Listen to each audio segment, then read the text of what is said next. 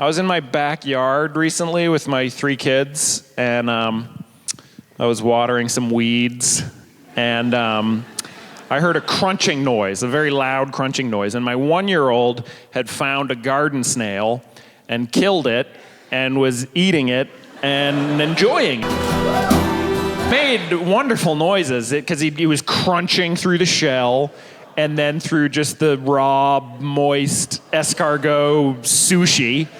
And so it's quite a symphony of noises. And but I don't know if you're supposed to do that. It might be dangerous. So I went to take it out of his mouth.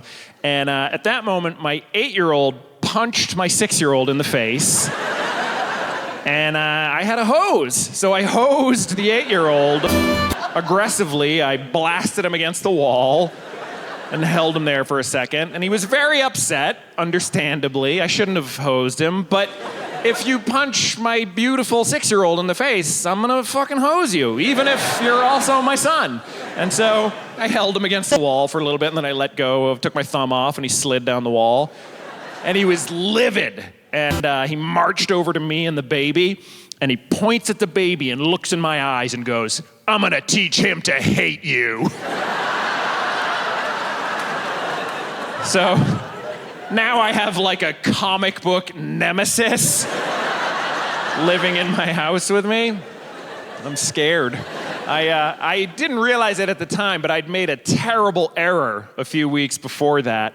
We had gone to some cider festival in a forest, and one of the activities that they had was you could give a guy 3 pounds, and they'd give you some axes that you could throw at a target. And so I did it, and I threw the axes, and I hit the target every time.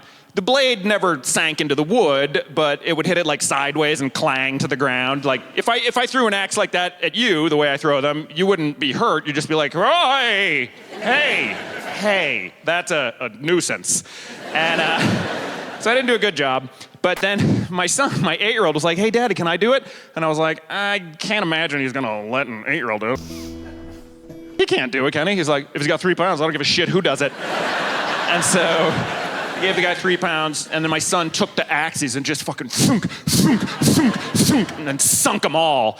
And so now that we're Nemesis, I know that one day you don't have to read the obituary. It's just gonna be fucking 3 axes to the forehead, 1 to the heart, 1 to each testicle, and that's it. That's how it's gonna be.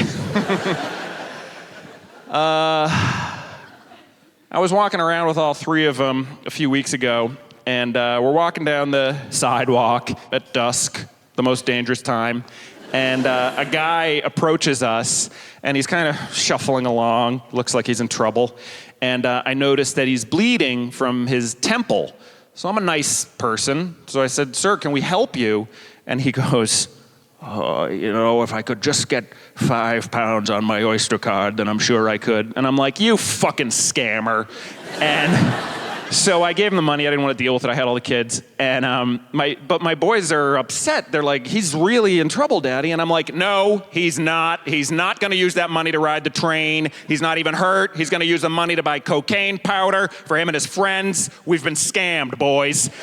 And they were like, "Huh?" Like, they're young and they're good people. So they were like, no, really, we have to help him harder and more. We've got to chase him down. And I'm like, "No." And so you can see inside their picture of me is just crumbling because they think I don't want to help the guy. And I'm like, And so anyway, we're all having crises as I'm like, I think the guy was scamming us, but I'm not 100% certain. So I'm all fucked up. And so then we go around the corner.